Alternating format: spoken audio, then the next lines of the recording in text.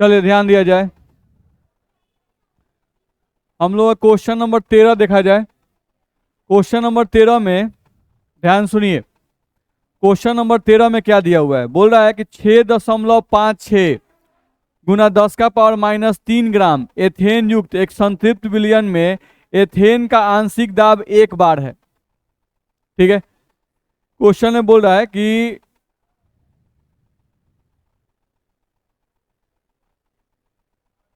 देखा जाए, क्वेश्चन समझ लीजिए पहले।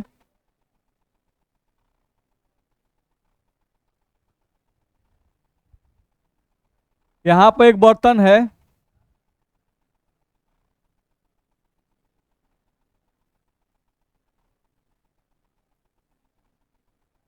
ये पिस्टन लगाया हुआ है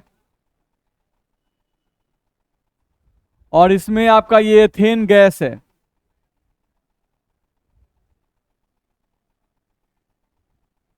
ठीक है, ध्यान दीजिए। अब एथेन गैस जो है इसका मात्रा दिया हुआ है, मात्रा दिया हुआ है 6.56 गुना 10⁻³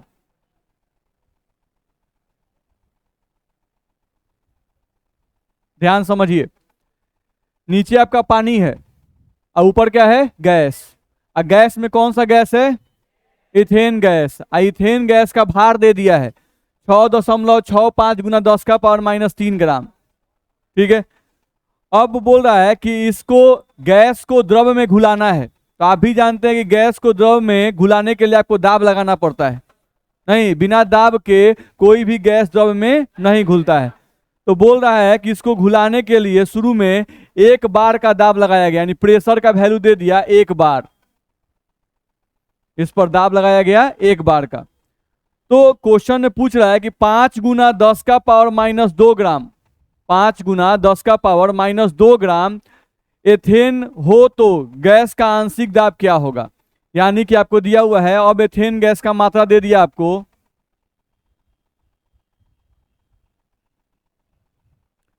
5 × 10⁻²। 5 × 10⁻² हम लोग को दिया हुआ है। तो ध्यान से देखना है कि इतना ग्राम गैस के लिए कितना दाब लग रहा है, 1 बार। तो यहां लिख दीजिए कि 6.56 गुना 10⁻³ गैस को घुलाने के लिए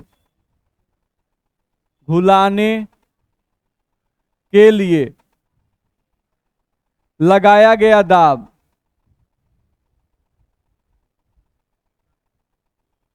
बराबर 1 बार। शायद लिखा हुआ है ना, 1 बार।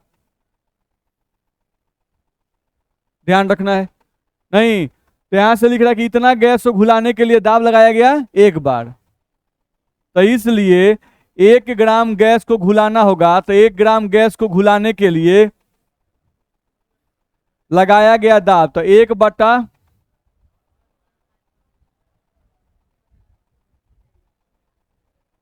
होगा। बोले दिक्कत है। तो इसलिए हम लोग कितना है, 5 × -2 ग्राम गैस को घुलाने के लिए कितना दाब लगेगा,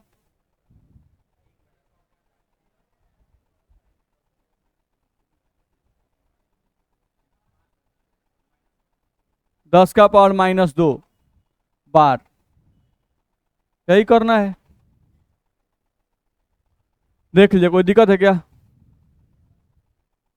किसी को। भारी क्वेश्चन था। सेमे गैस है ना भाई, क्या दे रहे हैं, क्या हुआ। आप लोग एक बेंच छोड़े क्यों बैठे हुए हैं, आप लोग एक बेंच छोड़े क्यों बैठे हुए हैं, आगे बैठिए, आगे आइए। क्यों टूल घुसा रहे हैं, यहाँ पे एक बेंच खाली है ना, आगे आइए आप लोग। ये कौन सा आदत है, कभी भी बेंच पूरा कब्जे करके बैठिए, आगे बैठिए आप लोग।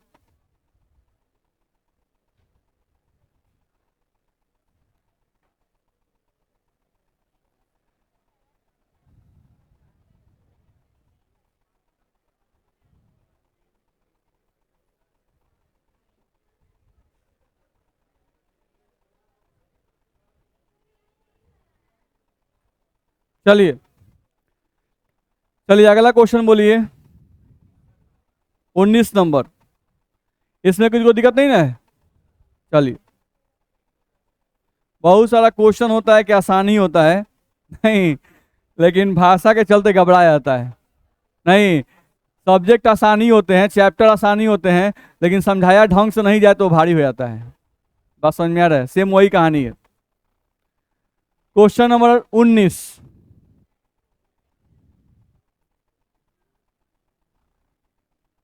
देखा जाए क्वेश्चन नंबर 19 में क्या कर रहा है, समझा जाए। लिख रहा है कि एक विलयन जिसे एक अवाष्पशील ठोस के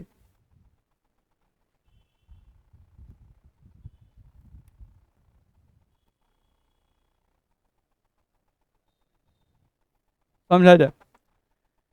19 में बोला कि एक विलयन जिसे एक अवाष्पशील ठोस के 30 ग्राम को 90 ग्राम जल में विलीन करके बनाया गया, उसका 298 केल्विन पर वाष्प दाब 2.8 किलो पास्कल है। ठीक है, तो जो दिया हुआ है उसको पहले लिख लीजिए, उसके अनुसार बना लीजिए, आपका सवाल आसानी से बन जाएगा। देखा जाए, एक विलयन जिसके अवाष्पशील ठोस के 30 ग्राम को 90 ग्राम, यानी विलय का भार दिया हुआ है 30 ग्राम, विलय का भार आपको दिया हुआ है 30 ग्राम, लिख दिए। चलो, विलायक जल है और विलायक का भार दिया हुआ है 90 ग्राम, वो भी लिख दे भाई। विलायक का भार हम लोग को दिया हुआ है 90 ग्राम, रख दिए। 30 ग्राम को 90 ग्राम जल में विलीन करके बनाया गया, उसका 298 केल्विन पर वाष्प दाब 2.8 किलो पास्कल है, यानी विलयन का वाष्प दाब। नहीं, 90 ग्राम जल में 30 ग्राम विलय डाला गया, नहीं तो विलयन बना। अब उस विलयन का वाष्प दाब दिया हुआ है, तो उस विलयन का वाष्प दाब को दिया हुआ है बाबू 2.8 किलो पास्कल। क्या दिया हुआ है? 2.8 किलो पास्कल, लिख दिए। चलिए, अब यहां से देखा जाए तो पहले इसके लिए हम लोग बनाना चाहते हैं, तो देखो, तो अवाष्पशील विलय है, बोलिए सर, अगर अवाष्पशील विलय रहे किसी विलयन में तो उसके वाष्प दाब का फॉर्मूला क्या बताया गया है? अगर अवाष्पशील विलय रहे तो उसके वाष्प दाब का फॉर्मूला क्या बताया गया है? P0 minus PS, P0 minus PS। अवाष्पशील विलय रहे, नहीं तो उसके वाष्प दाब का फॉर्मूला क्या बताया गया है? बोलिए सर, खड़ा होइए, आप ही को बोल रहे हैं। आए, P0, P0 is equal to PA। हाँ, अवाष्पशील अगर विलय उपस्थित रहे किसी विलयन में तो उसके वाष्प दाब का एक फॉर्मूला बताया गया है, वो फॉर्मूला बताइए।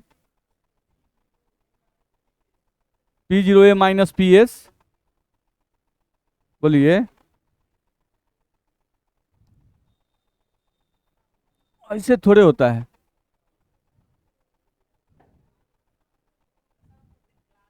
उसका हम ठेका नहीं लिए हुए हैं। आप क्लास लिए हैं कि नहीं लिए, उसका हम अथी नहीं लिए। निकालिए हाथ, निकालिए, ऊपर कीजिए ना हाथ, देह पर मारेंगे तो कस के लग जाएगा। निकालिए, क्लास आइए, वीडियो अपलोड हो रहा है।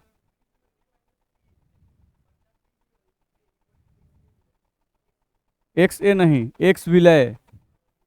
बैठिए, सोच समझ के बोलिए लो। डेफिनेशन जो है ना, हर एक फॉर्मूला बता के तब आया गया है। अवाष्पशील विलय रहे तो अवाष्पशील विलय के लिए आपको फॉर्मूला बताया गया है P0 माइनस PS बटा P0, सिंपल फॉर्मूला बताया गया है। यहां पर देखिए, P0 माइनस PS बटा P0 बराबर एक्स विलय,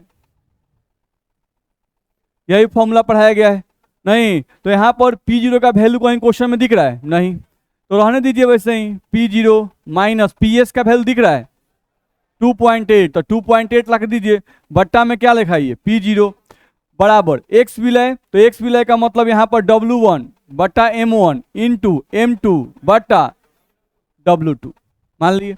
नहीं, ध्यान रखना है, केयर करना है, जब भी अवाष्पशील विलय वाला रहेगा तो उस केस में, ज्यादातर केस में या मैक्सिमम केस में आपका जो विलयन होता है वो तनु होता है।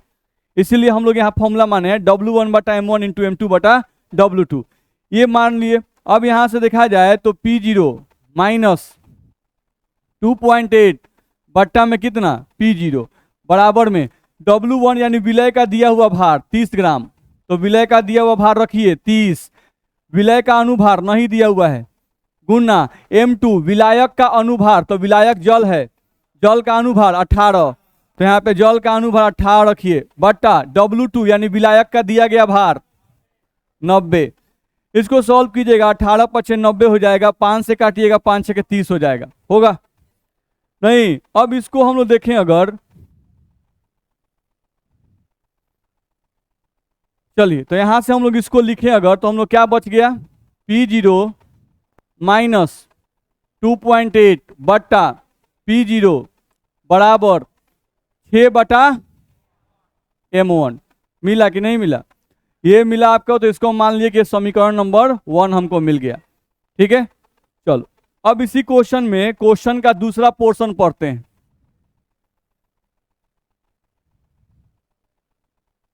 देखा जाए, अब दूसरा पोर्शन पढ़ें। हम लोगों का पहले विलायक कितना था, 90 ग्राम, 90 ग्राम जल में 30 ग्राम विलय डाला गया था, 90 ग्राम जल में कितना था, 30 ग्राम विलय था। उसके आधार पर हम सॉल्व करके वो समीकरण बना लिए।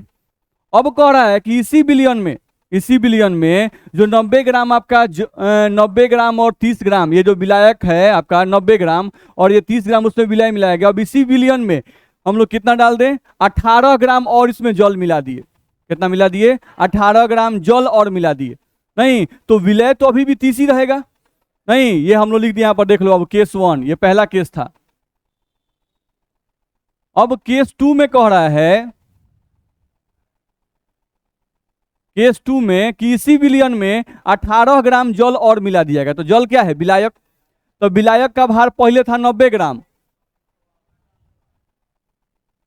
अब जो विलायक होगा उस विलायक का भार लिखेंगे तो वो हो जाएगा 90 और प्लस 18 कितना आएगा, 108 ग्राम। तो ये विलायक का भार निकल गया।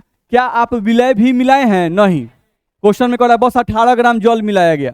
नहीं तो विलय का भार वही रह जाएगा, विलय का भार जो था वो अभी भी वही रहेगा, कितना, 30 ग्राम। बस विलायक का भार बदल गया क्योंकि जल 18 ग्राम और मिला दिया। दिक्कत है नहीं। अब जल मिलाने के बाद जो विलयन का वाष्पदाब था वो विलयन का वाष्पदाब का मान दिया होगा। देखा जाए, लिख रहा है 18 ग्राम जल और मिलाया गया जिससे नया वाष्पदाब 2.9 किलो पास्कल हो जाता है। नहीं, यानी विलयन का वाष्पदाब अब जो कि पहले 2.8 किलो पास्कल था वो अब कितना हो गया, 2.9 किलो पास्कल हो गया। नहीं, अब इसी के लिए फिर यही फॉर्मूला लगाओ। नहीं, फिर से फॉर्मूला लिखे, P0 माइनस PS बटा P0 बराबर x विलय। चलो P0 का मान नहीं पता है, PS का मान बटा P0 का मान नहीं पता है बराबर x विलय W1 M1 M2 W2 है फॉर्मूला। चलो अब सबका मान रखो। W1 का मतलब विलय का दिया गया भार, तो वो तो अभी भी 30 है। M1 मतलब विलय का अनुभार, तो नहीं पता है, रहने दिए। गुना M2 मतलब विलायक का भार, तो विलायक का भार तो जल होता है और जल का अनुभार कितना, 18, तो हम यहाँ 18 रख दिए बट्टा W2 विलायक का दिया गया भार 108।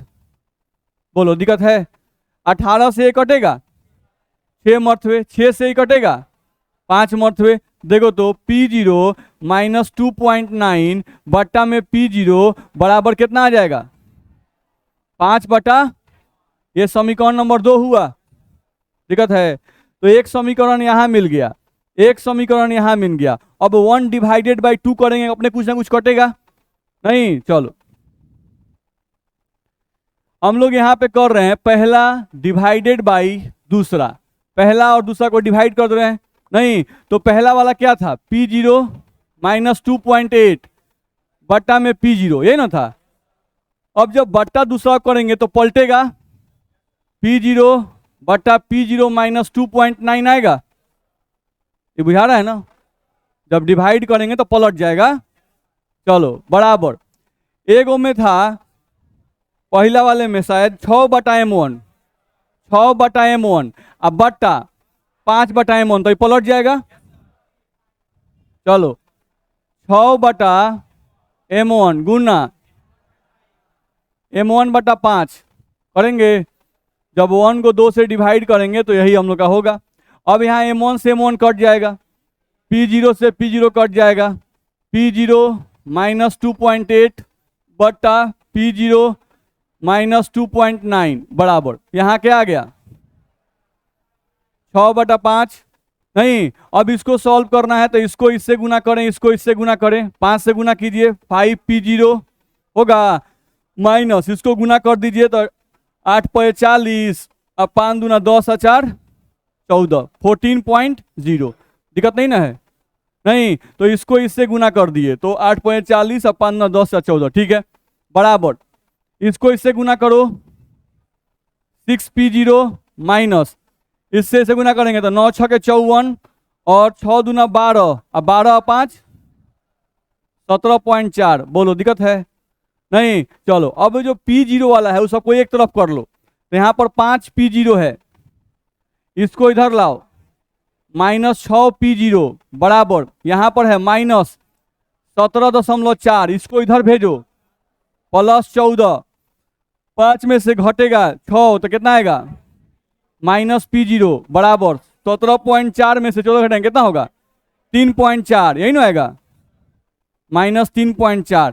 P से P ये कट गया, P0 का मान कितना आ गया, P0 का मान आ गया 3.4। इतना में दिक्कत नहीं। तो अब P0 का मान निकल गया 3.4, हमको निकालना क्या है, क्वेश्चन में पढ़े विलय का मोलर द्रव्यमान यानी M1 का मान निकालना है। नहीं तो चलो यहां पर तुम देख सकते हो, कोई भी एक समीकरण ले लो, P0 का मान तुमको निकल गया कितना 3.4, तो 3.4 यहां रख दो, 3.4 यहां रख दो, सॉल्व करोगे तो M1 का मान नहीं निकल जाएगा? नहीं, यहां पर हम रख सकते थे। यहां पर अगर देखा जाए तो हमारे पास समीकरण है from equation 1, from equation 1, equation 1 है P0 -2.8 बटा P0 बराबर 6/m1, यही ना था? तो P0 का मान निकल चुका है 3.4 -2.8 बटा में 3.4 बराबर में 6/m1। बोलो दिक्कत है? कर सकते हैं।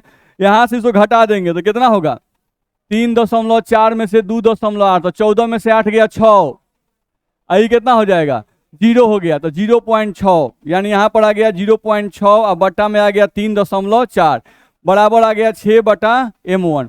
इसको कर सकते हैं 6/34 बराबर आ गया 6/m1, 6 से 6 कट गया, m1 बराबर क्या आ जाएगा 34।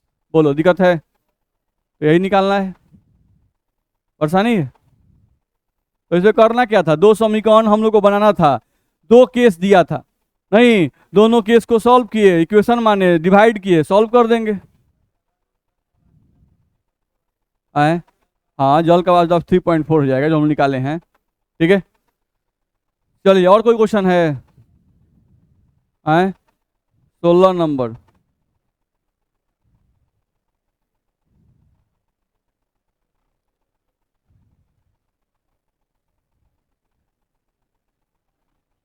देखा जाए क्वेश्चन नंबर 16 में क्या कर रहा है, ध्यान समझा जाए। लिख रहा है हेप्टेन एवं ऑक्टेन। अब ध्यान से क्वेश्चन पढ़ते समय केयर करेंगे, हेप्टेन एवं ऑक्टेन। तो हेप्टेन जो है ये भी द्रव्य होता है और ऑक्टेन जो है ये भी द्रव्य होता है, यानी ये हो गया द्रव्य तथा द्रव्य का विलयन। किसका हो गया? द्रव्य तथा द्रव्य का विलयन। अब द्रव्य तथा द्रव्य का विलयन दिया हुआ है तो इसके लिए राउल्ट का फॉर्मूला बताया गया है, द्रव्य तथा द्रव्य के विलयन के लिए राउल्ट का फॉर्मूला बताया गया है। चलिए खड़ा होइए, बताइए द्रव्य तथा द्रव्य विलयन के लिए वासुदेव का जो फॉर्मूला राउल्ट ने बताया है वो क्या बताया है?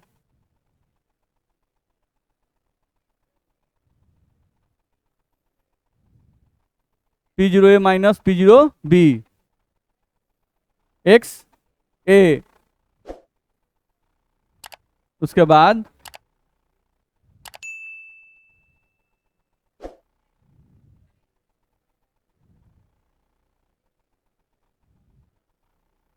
कुछ बोलने से होगा। देखिए बैठिए, पूरा जो है ना अपने लिए पढ़िए। ये जब तक ई नहीं आएगा ना कि हम अपने लिए पढ़ रहे हैं, तब तक कभी फीलिंग नहीं हो पाएगा पढ़ाई के लिए। आप किसी और के लिए मत पढ़िए, अपने लिए पढ़िए। आपको अच्छा होना है, आपको इंप्रूव होना है, इसलिए पढ़िए। बात समझ रहे हैं? आप मार से बचने के लिए पढ़ रहे हैं, गार्जियन नहीं बोले इसलिए आप पढ़ रहे हैं, पढ़ना चाहिए इसलिए पढ़ रहे हैं, नहीं पढ़ेंगे तो क्या करेंगे इसलिए पढ़ रहे हैं। मत पढ़िए वैसे पढ़ाई। अपने लिए, अपने आप को इंप्रूव कीजिए रोज का रोज। जितना ही इंप्रूव कीजिएगा ना, ये आपको निखार देगा। आपको विश्वास नहीं होता है, ये बहुत लंबा गेम है नहीं, लेकिन इस लंबे गेम में बहुत मजा है। चलिए सर बताइए आप, द्रव्य तथा द्रव्य विलयन के लिए वासुदाब का फॉर्मूला क्या है? उसके बाद बोलिए। ये तो नॉर्मल हो गया, पीएस बराबर पीए प्लस पीबी, ये तो होगा ही।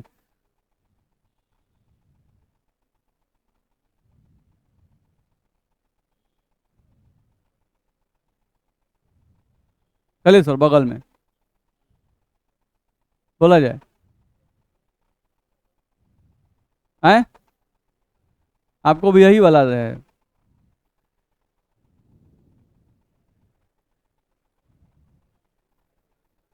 फॉर्मूला याद कीजिए।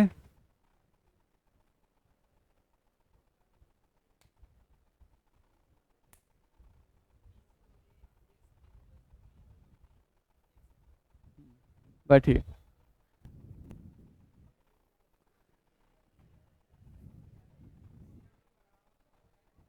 देखा जाए, हम लोग को बताया गया है अगर द्रव्य विलयन रहे नहीं तो उसके लिए वासुदाब का फॉर्मूला है पीएस बराबर पीए प्लस पीबी। अब पीए का फॉर्मूला है पी जीरो एक्स से, अब पीबी का फॉर्मूला है P zero B X B. कहाँ भारी है? जबरदस्ती उसको भारी किए जा रहे हैं। चलिए अब क्वेश्चन पे आ जाएं। Question number 16। क्वेश्चन नंबर 16 में बोल रहा है कि हेप्टेन एवं ऑक्टेन एक आदर्श विलयन बनाते हैं। ध्यान समझा जाए। 373 केल्विन पर दोनों घटकों का वाष्प दाब 105.2 किलो पास्कल तथा 46.8 किलो पास्कल है। चलो ध्यान से देखें हम लोग, यहां पर हेप्टेन का वाष्प दाब दिया हुआ है। हेप्टेन का वाष्प दाब, तो हेप्टेन का वाष्प दाब का मान दिया हुआ है 105.2 किलो पास्कल। देखो क्वेश्चन कोई भारी नहीं है, बस क्वेश्चन को ध्यान से पढ़ना है, समझ के बना देना है, फॉर्मूला पुट करना है, बना देना है। केमिस्ट्री क्वेश्चन टफ होता ही नहीं है बहुत। चलिए तो यहां से हेप्टेन का वाष्प दाब लिख दिए, फिर ऑक्टेन का वाष्प दाब दिया हुआ है। ऑक्टेन का वाष्प दाब, उसका वैल्यू भी हम लोग को दे दिया हुआ है 46.8 किलो पास्कल। चलो फिर लिख रहा है कि 26 ग्राम हेप्टेन एवं 35 ग्राम ऑक्टेन के मिश्रण का वाष्प दाब क्या होगा। नहीं, यानी हेप्टेन का भार दे दिया है, हेप्टेन का भार हम लोग को दे दिया हुआ है, वो दिया हुआ है आपको 26 ग्राम, ध्यान रखना है। और ऑक्टेन का भार दिया है 35 ग्राम, ऑक्टेन का भार दिया है आपको 35 ग्राम, लिख दिए। और दे दिया 35 ग्राम। और मिश्रण का वाष्प दाब पूछ रहा है, यानी पीएस का मान पूछ रहा है कि पीएस का मान क्या होगा। यही क्वेश्चन है, ध्यान रखना है। तो ध्यान हमको ये रखना है कि दो का वाष्प दाब दिया हुआ है, नहीं एक को ए मान लो, एक को बी मान लो। मान लो हेप्टेन को हम मान लिए कि ये हमारा ए हो गया, एक कौन क्या हो गया ए, और एक कौन क्या हो गया बी, लिख दिए। ठीक है, अब हम लोग को देखा जाए तो पीएस का फॉर्मूला हम लोग को निकालना है, तो ए और बी के फॉर्मूला में फॉर्म में हम लोग एक फॉर्मूला लिखे हुए थे, नहीं जिसको अगर आपको ध्यान हो तो हम लोग ऐसे भी एक फॉर्मूला बताए थे, P zero B minus P zero A x B plus P zero A. PA plus PB को ही सॉल्व करके ऐसा फॉर्मूला आया था। ठीक है, अब यहां से पीएस बराबर पी जीरो बी का मान देखते, कि P0B का मान कितना दिया हुआ है, तो B हम किसको माने हैं 46.8 मान लेते हैं इसी को। चाहे हम इसको कहला निगेटिव वैल्यू लाए, हम इसी को A और B को ऐसे कर लेते हैं। देखो तो इसी फॉर्मूला को हम ऐसे भी लिख सकते हैं, इसी फॉर्मूला को ऐसे भी, A वाला बड़ा है ना, तो ऐसे मान लो P0A माइनस P0B और यहाँ XA आ जाएगा, अब प्लस में P0B, यही हो जाएगा। दिक्कत है, फॉर्मूला है बस चेंज कर लेना है। A माइनस B जब होगा तो मोल फ्रैक्शन 1 आएगा, और जो यहां पर आएगा उसका उल्टा यहां पर आएगा। नहीं, थोड़ा सा ध्यान देके याद करें तो याद रहता है हमेशा। ठीक है, चलो अब यहां से PS बराबर P0A का मान कितना दिया हुआ है 105, 105.2 माइनस P0B का मान कितना दिया है 46.8, XA का वैल्यू नहीं पता है, प्लस P0B का मान पता है 46.8। बोल लेता है मैं दिक्कत है। अब हमको PS का मान निकालना है, तो PS का मान किस कारण से अटका हुआ है, XA के कारण अटका हुआ है। नहीं तो XA यानी कि मोल अंश, A का मोल अंश, XA का मतलब क्या होता है A का मोल अंश। नहीं तो A का मोल अंश अलग से निकाल लेंगे, यहां पुट कर देंगे वैल्यू। चलो देखा जाए, अब अगर A का मोल अंश हम लोग को निकालना है तो XA बराबर हम लोग फॉर्मूला लगा सकते हैं। मोल अंश का फॉर्मूला है W1/M1 प्लस W2/M2। याद रहे दो बातें, पहला बात याद रखिएगा कि जब भी अवाष्पशील विलय रहता है तो सामान्यतः वो विलयन तनु होता है। मेरा बात दिमाग में समझ में आ रहा है? हम क्या बोल रहे हैं कि जब भी कहे कि विलायक में अवाष्पशील विलय डाला गया तो सामान्यतः वैसा विलयन क्या होता है, तनु विलयन होता है, ध्यान रखना है। ठीक है, और जनरली अगर हम लोग को दे दे कि भाई दोनों द्रव्य है, विलायक भी द्रव्य है और विलय भी द्रव्य है, तो उस केस में भी आप तनु मान के भी बना सकते हैं और सांद्र मान के भी बना सकते हैं। ध्यान रखना है, एक्यूरेट आंसर तक पहुंचना है तो सांद्र मान के बनाइए। बात समझ आ रहा है? और अगर अप्रॉक्स आंसर लाना है कि थोड़ा सा आंसर का डिफरेंस आता है तो उसको तनु मिलियन मान के बना सकते हैं। बात समझ आ रही है ना? लेकिन जब अवाष्पशील रहे तो मैक्सिमम केस में क्या मान के बनाइएगा, तनु मान के बनाइएगा, उसमें आंसर आपका मैच कर जाएगा।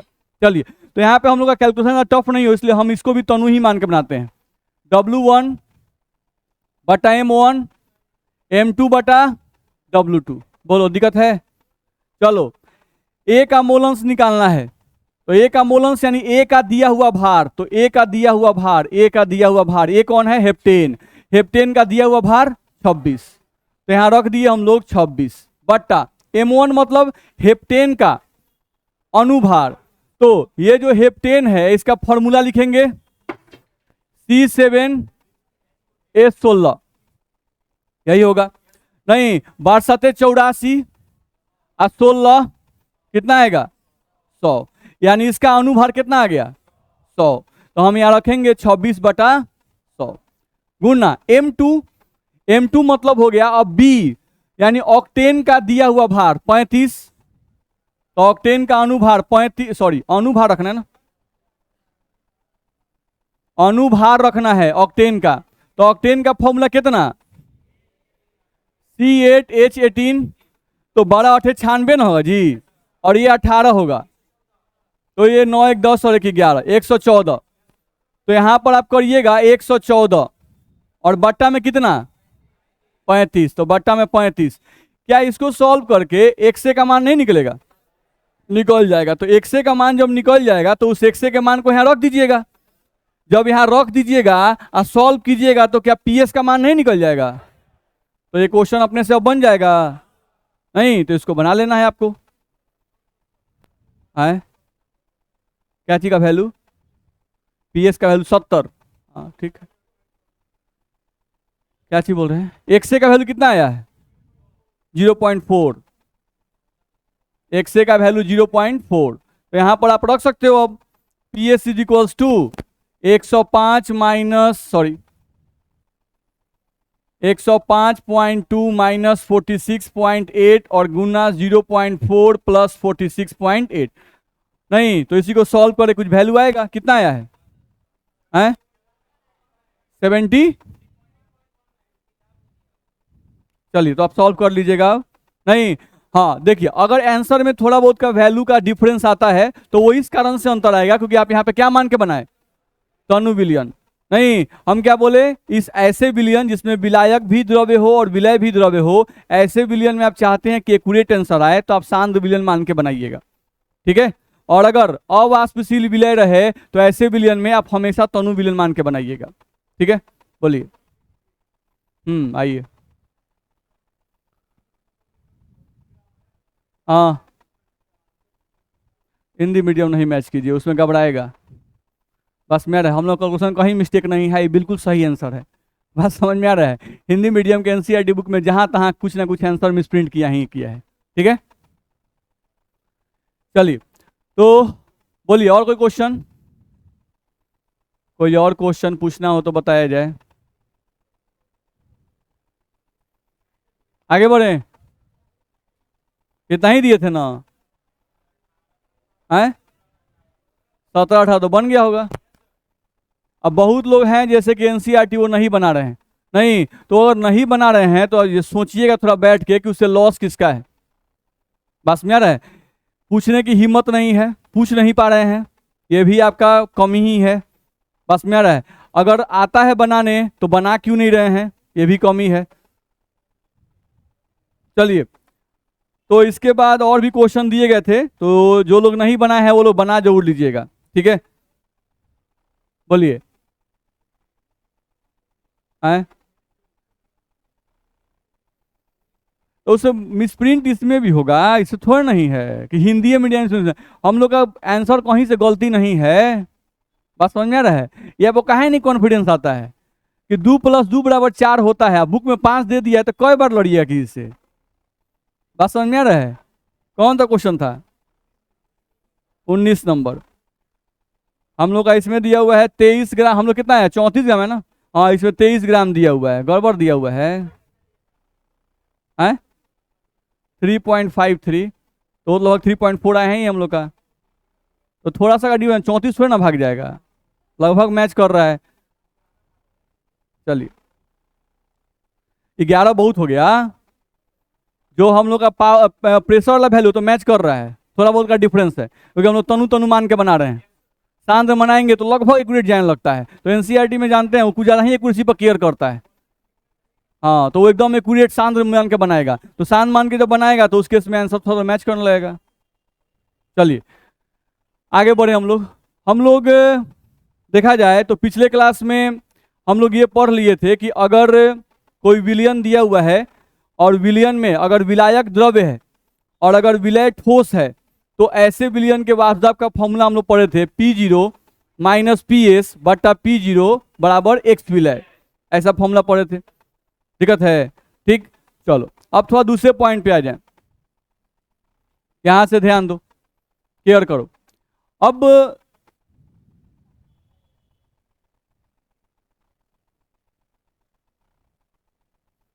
यहां पर एक बर्तन है जिसमें A और B है, ठीक है। आपका A जो है ये विलायक है और B जो है ये आपका विलय है। A जो है ये भी द्रव्य है, यानी विलायक भी द्रव्य है और विलय भी क्या है, द्रव्य है, ठीक है। अब ध्यान से समझो कि दोनों अगर द्रव्य है, अगर इस विलयन को गर्म कीजिएगा तो गर्म करने पर A का भी वाष्प बनेगा और B का भी वाष्प बनेगा, A का भी वाष्प बना और B का भी वाष्प बनेगा कि नहीं बनेगा? बनेगा, क्योंकि A भी द्रव्य है और B भी क्या है, द्रव्य है, दोनों का वाष्प बनेगा। अब मान लो इन दोनों के वाष्प के द्वारा वाष्प दाब निकाला गया, इन दोनों के वाष्प के द्वारा कुल वाष्प दाब निकाला गया, कुल वाष्प दाब, और कुल वाष्प दाब का वैल्यू जो तुमको आया वो तुमको आ गया 5 ATM। कितना आ गया? 5 ATM, ये कुल दाब आया। तो इस कुल दाब में कुछ हिस्सा जो है, इस कुल दाब में कुछ हिस्सा A लगाया होगा और कुछ हिस्सा कौन लगाया होगा? इसको आप कहते हो A का आंशिक वाष्प दाब, ऐसे कहते हो B का आंशिक वाष्प दाब, कहते हो कि नहीं? और इसी एक चीज को आप लिखते हो PS बराबर Pa प्लस Pb। नहीं, ऐसी आंशिक वाष्प दाब का फॉर्मूला किसने दिया था? राउल साहब ने दिया था। राउल साहब ने हम लोग को Pa का फॉर्मूला दिया था, P0A एक से, और Pb का फॉर्मूला यही है ना?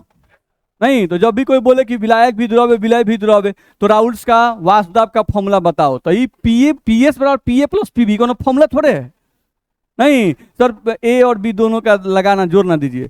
अरे भाई, तो ए का फॉर्मूला कुछ बताइए, बी का कुछ फॉर्मूला बताइए। कैसे लोग Pa प्लस Pb बता के बैठ गए थे? नहीं, तो PS बराबर P0 एक से प्लस P0B XP, ये फॉर्मूला था।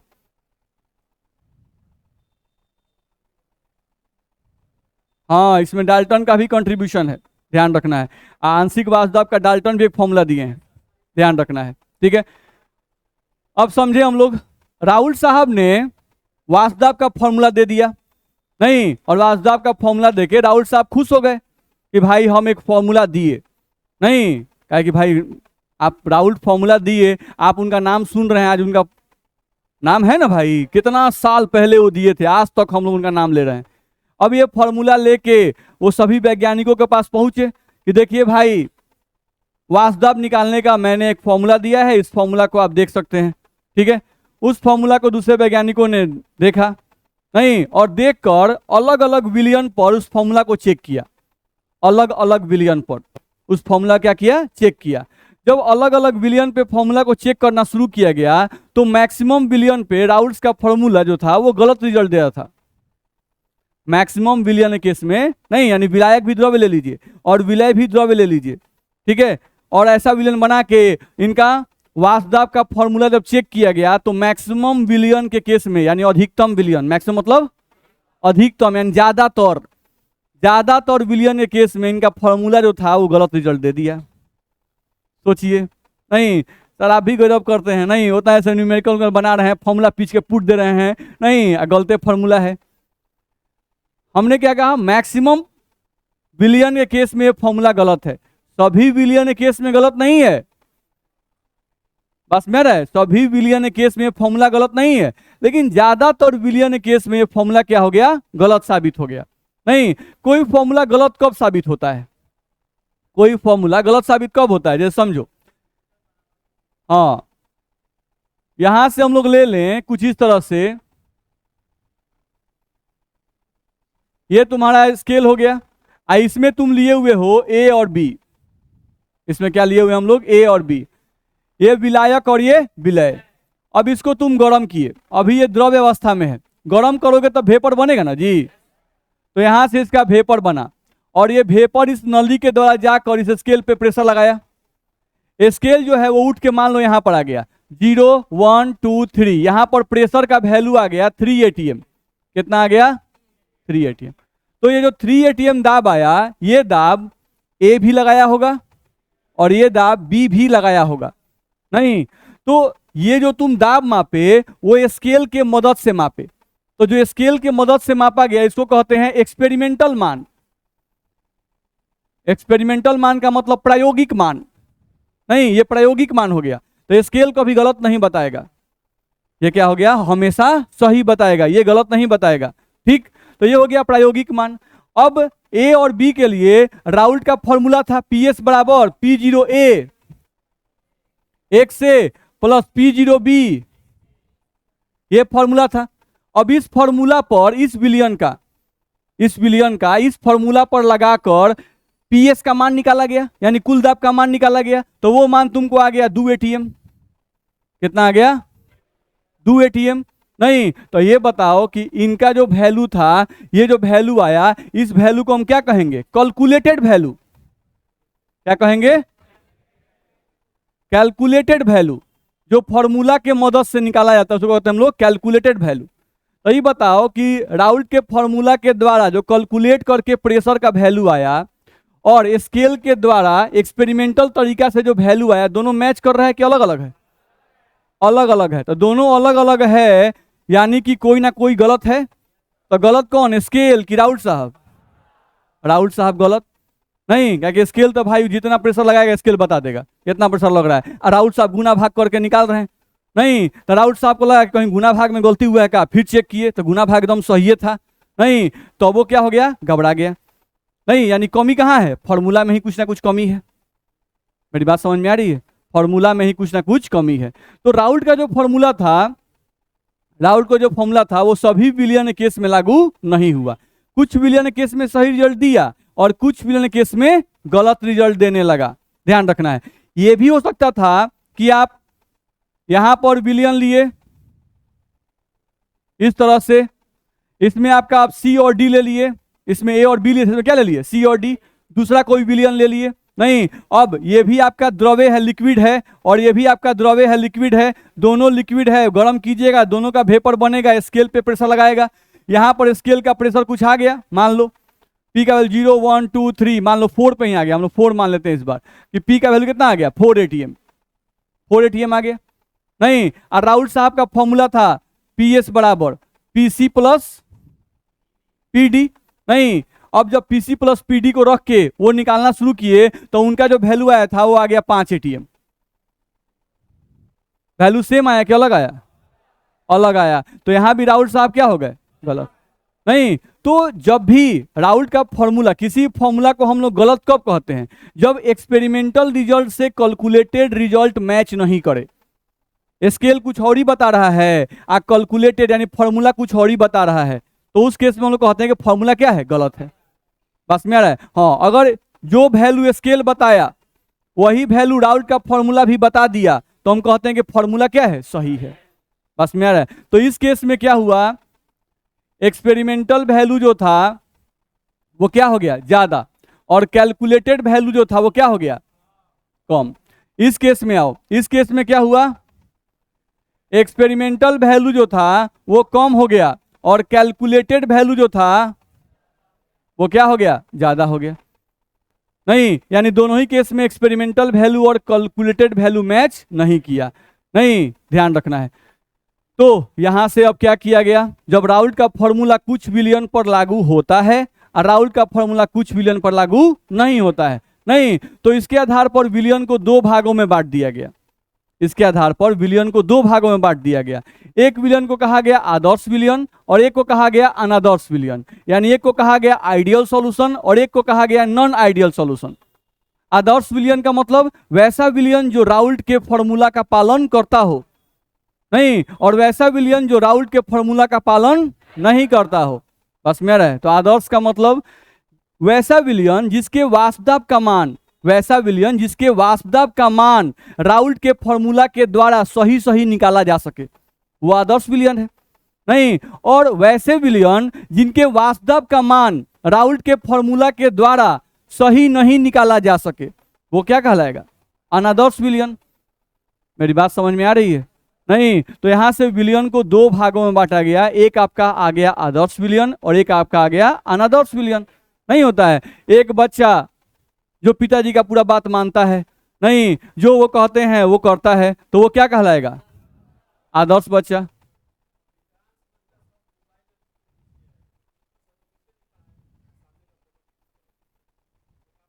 अलाउ मत कीजिए, रोक दीजिए। आप जिनका भी फोटो बच गया है वो लोग फोटो अपना खिंचवा लीजिए। बस में आ रहा है। आई कार्ड वाले का पेमेंट हो चुका है, आप लोग का फोटो नहीं खिंचा है इसलिए आई कार्ड आपका बन नहीं रहा है। आप लोग फोटो खिंचवा लीजिए सब लोग, जिनका भी बच गया, शायद कुछ लोग खिंचाया था उस दिन और कुछ लोग का बचा हुआ है। नहीं, तो कुछ लोग को जब जब टाइम मिल रहा है, जिस टाइम पे आ रहे हैं, अमन आ रहा है, उस समय खिंचवा लीजिए फोटो। मेरी बात समझ में आ रही है। नहीं, तो फोटो जल्दी खिंचवाइएगा तो ये रसीद वाला झमेला खत्म हो जाएगा। ठीक है, तो आज और कल 2 दिन में कोशिश कीजिए फोटो खिंचा जाए। ठीक है, ठीक है, बोल दे रहे हैं। और रसीद लेके आया कीजिए, मोबाइल पे फोटो मत दिखाइए। सही, चलिए यहाँ ध्यान दीजिए। तो एक हम लोग का क्या हो गया, आदर्श विलियन, और एक हम लोग क्या हो गया, अनादर्श विलियन। मेरी बात समझ में आ रही है ना। नहीं, तो यहां से आप विलियन को दो भागों में बांट सकते हैं।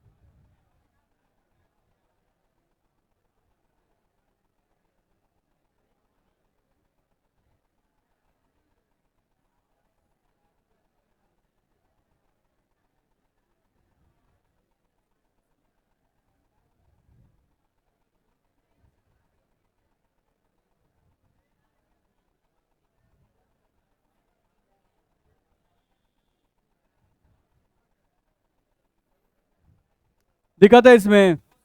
नहीं, तो एक आपका हो गया आइडियल सॉल्यूशन और एक आपका हो गया नॉन आइडियल सॉल्यूशन।